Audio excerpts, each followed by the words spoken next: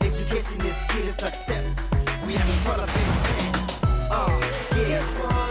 Each one have to teach one. Must bomb beside the one. We haven't taught us. Each one got to teach one. Let's learn from one another. Let's go. My name is Jody and I'm a recovering drug addict. I grew up in a community where drugs was everything.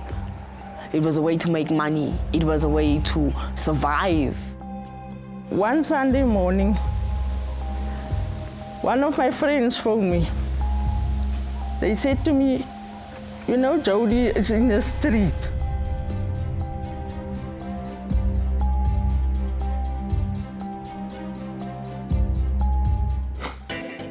Hello, I'm Khalil Osiris. Welcome to Each One Teach One. Our program today is one of choices and decision-making. We join 20-year-old addict Jody and her family as they deal with the consequences of Jody's life choices. Her choice not to speak up about her feelings of emotional abandonment, her choice not to share the trauma of rape, and her choice to use drugs as a way to manage her pain. Follow us today. Listen to her story. Let it become part of a broader story that builds awareness around how important this very serious issue is. Drugs, poor decision-making, our youth.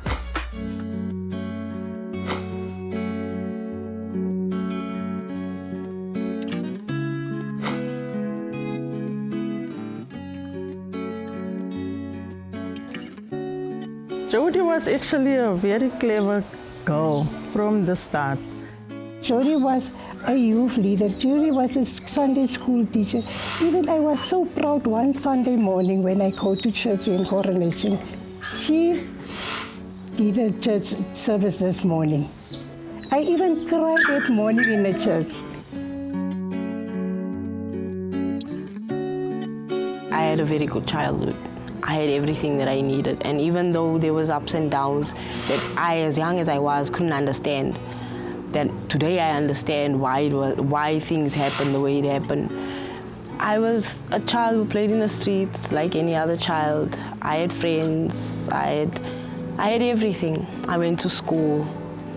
There was nothing that I can remember that was where I was underprivileged or disadvantaged. I was the kind of girl at school that would just say yes and amen to everything and everybody. So I was gullible. I was soft. I said yes to anything and anyone, even if you weren't my friend.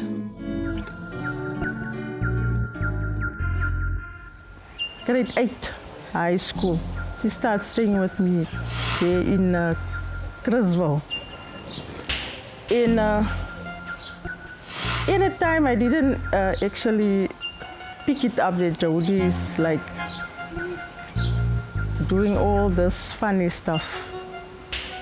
But there was a time when the school phoned me and they said to me, ma'am, do you know that we picked Jody up because she was standing with the children that was smoking weed.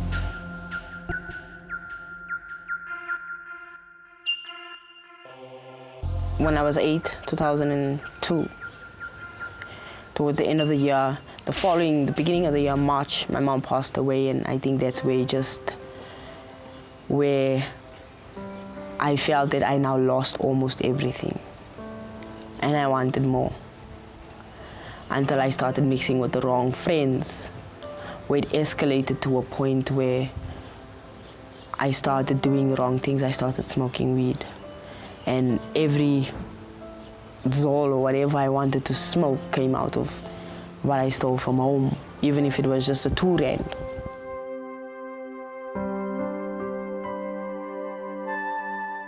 When I smoked weed, I was always happy.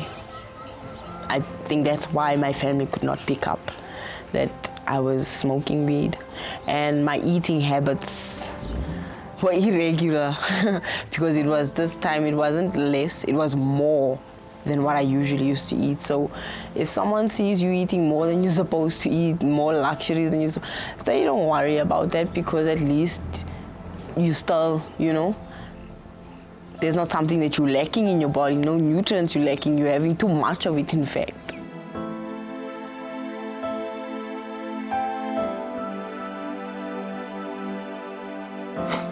It wasn't a matter of I don't have.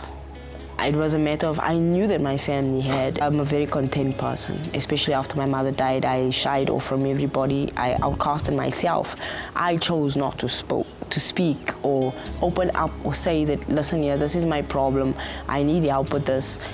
So I just dig my hole deeper for myself, and I continued to steal from them, to buy something to smoke or to entertain my friends or to feel like I am in control, that I am, you know.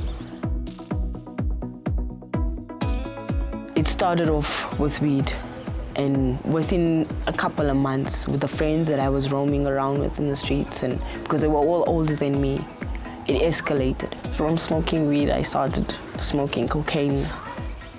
The sister showed me in a room. She had a saucer with this stuff. And for me, it was really, really disgusting, because Jody never grew up like that.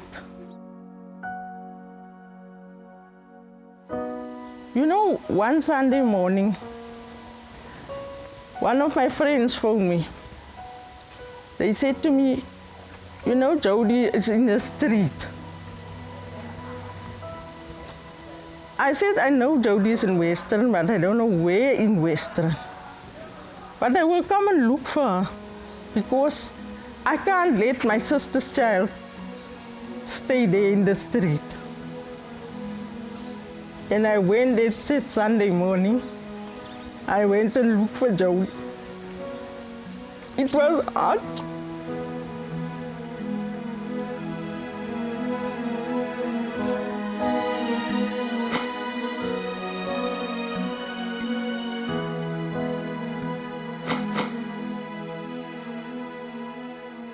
Jody gives us great insight into some of the signs we can be on the lookout for if we suspect our children are using drugs or alcohol to numb their emotional pain. Behavioral changes are a good indicator of potential problems. But people living with addiction and depression are often good actors who mask their pain well from those around them. In this case, Jody's environment was, in her words, supportive, strong, and normal. But still, something was missing for Jody. She lacked a sense of belonging, and by the time she was 12, she had created a perfect storm of reasons to follow her own misguided choices. Those choices took her down a very painful path. And from there, the door got closed, and he raped me, I would say. Let's learn from one another. Let's go. Let's learn from one another. Let's go.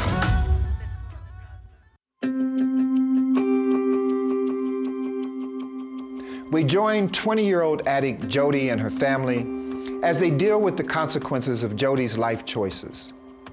Her choice not to speak up about her feelings of emotional abandonment, and her choice to use drugs as a way to manage her pain. I said to her, Jody, please come with us.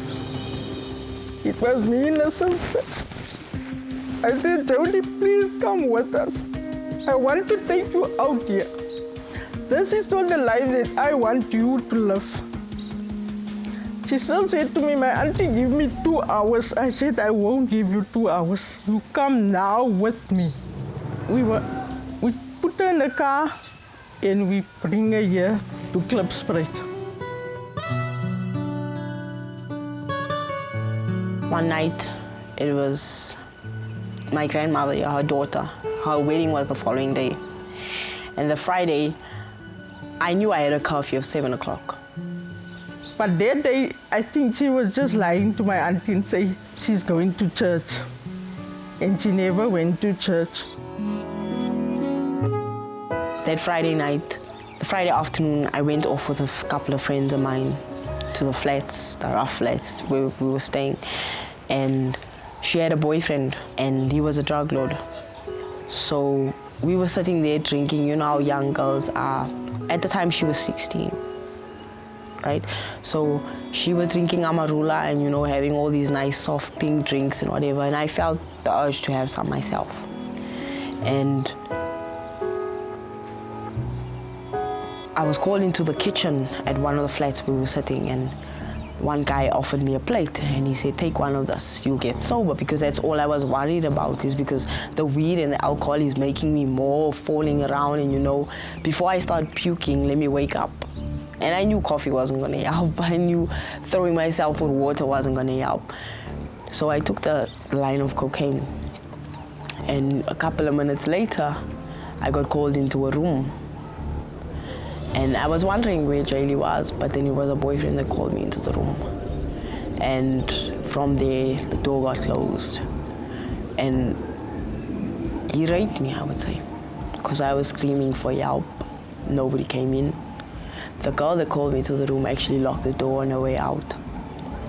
And he carried on and he carried on. I cried for him to stop. He carried on. And when I noticed that I started bleeding,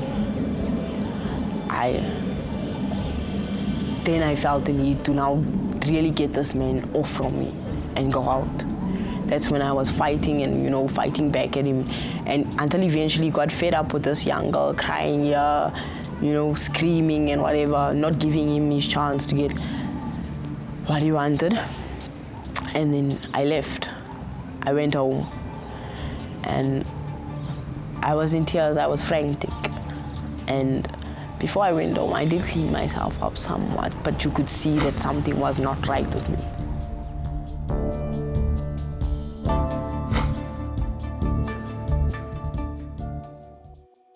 In 2010, when I finally went to my family, when they found out that I was snuffing heavily cocaine, snuffing it heavily, they asked me what happened, what went wrong.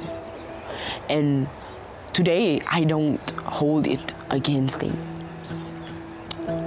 But back then, I pointed a finger and I said it was because I was raped.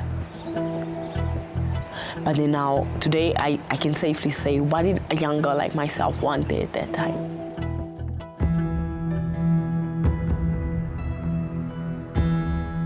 I don't blame anybody but myself. After being clean for 3 weeks almost, I was waiting for Anta to get back from work. So I was waiting in Mahala Park, and something happened to me.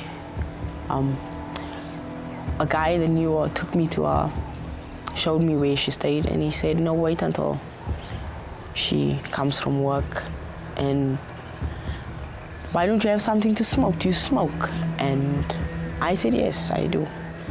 I went and I smoked until he kept saying to me, no, you're gonna go home, Anta's gonna come back from work now. The night continued. I tried to get hold of my sister, to tell my sister that I'm there and that my cousin should come and pick me up before I sleep over, because I know once you sleep over, that one day turns into weeks, turns into months, turns into years. I mean, I was out of my house for 2 years, and I was just smoking one way, day in, day out. The only thing for survival that I really worked for was a plate of food. I slept with 3 different men just so I can get a 10 rand to come back home here. And that for me was a breaking point where I couldn't take it anymore. It's like a dagger going through my heart every time, just to come home.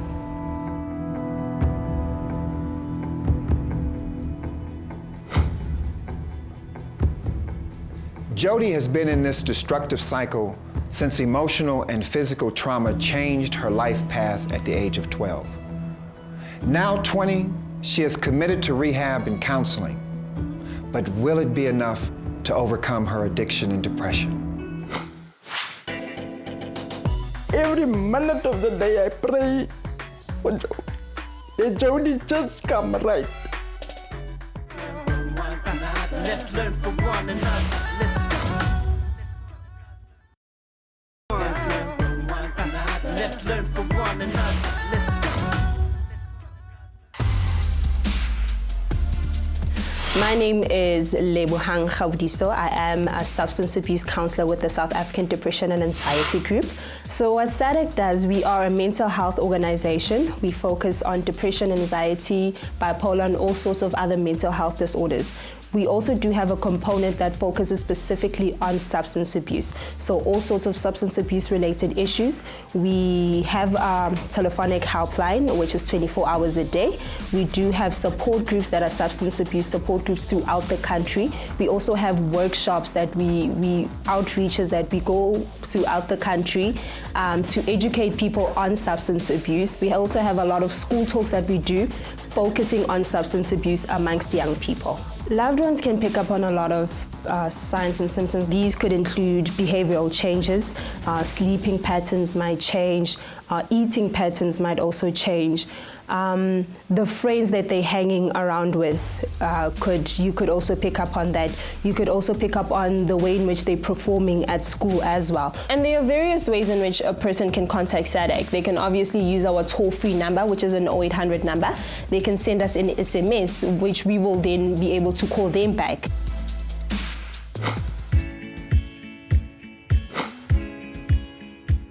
It's been a lot of tears. It's been a lot of disappointment. And now we're at the stage where we talk about what solutions look like. To talk about an intervention, to talk about what works, we have to be really honest with each other. How do you feel about the pain that you've caused your aunt and your grandmother? For the past 2 years, I've been convincing myself that I need time to humble myself before my family, because it's something that I've found very difficult, being the content person that I am, being quiet, not speaking out, not being able to not necessarily say thank you, but show them my gratitude, not just through my actions, but through my words. And with that thank you comes a whole lot of work and a whole lot of effort for me to put in, to show them that I'm grateful and to show them that I'm thankful, which is something that I have found very difficult to do. What has been the main reason that you have found it so difficult? The main reason is because I've been convincing myself that I'm alone. Convincing myself that I was left to the dogs when my mother passed away, and that maybe I don't deserve a family. I know that this has been a very rough road for you and for both of you. You've watched her through the ups and downs. What do you feel at this point is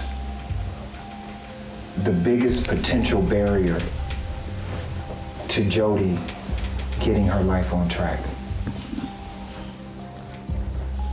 For me, is that I just want Jody in a rehab center so that she can get that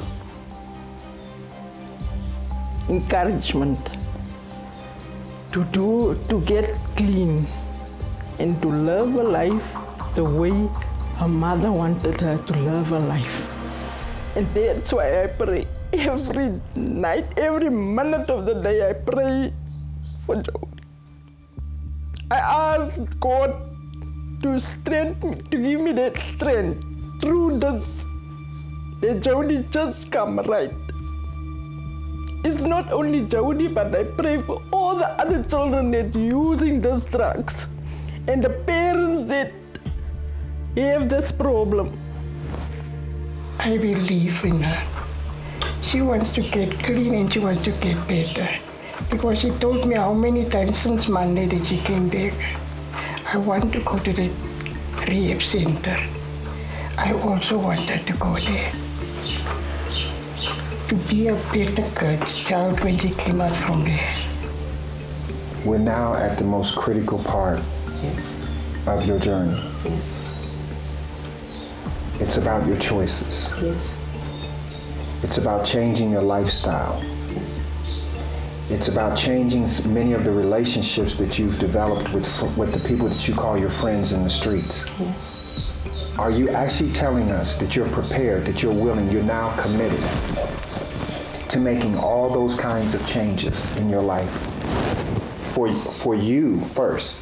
We're at a place now where it's about Jody. Yes. Getting well for Jody. So I'm really focused here on you, Jody.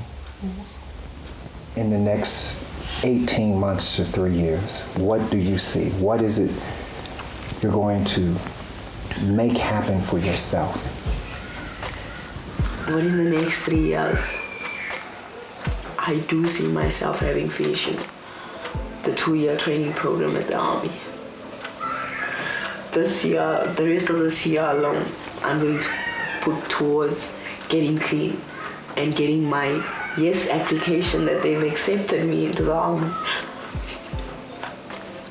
But at the end of the 3 years, I do see myself having finished the 2-year training program, having my own place.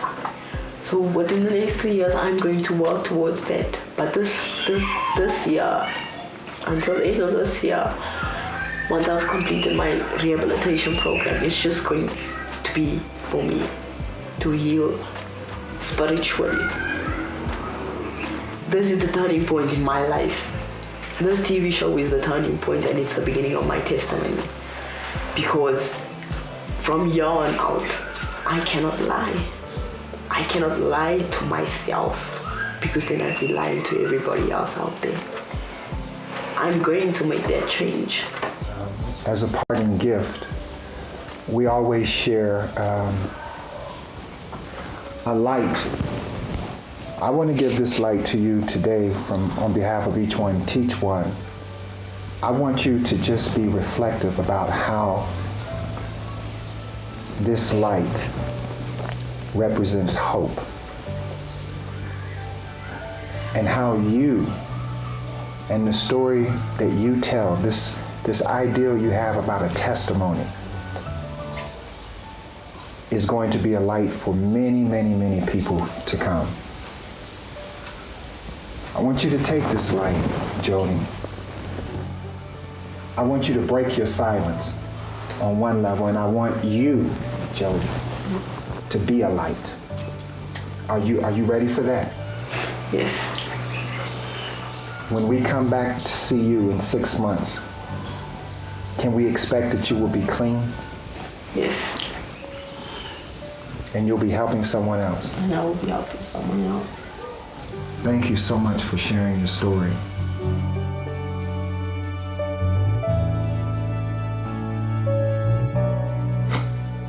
It's common for people suffering with addiction to manipulate family and friends, to lie to themselves and others to validate and support their lifestyle choices. Jody uses the language of addiction and recovery fluently. She can and does talk the talk. But now it's about committing herself to walking the talk, to living it. We will keep you updated on her progress, and we urge you to seek professional assistance if someone in your family or someone in your life keeps going through the same cycle we have seen in Jody's story. I'm Khalil Osiris. This is Each One Teach One. Until we meet again next week, stay in the light.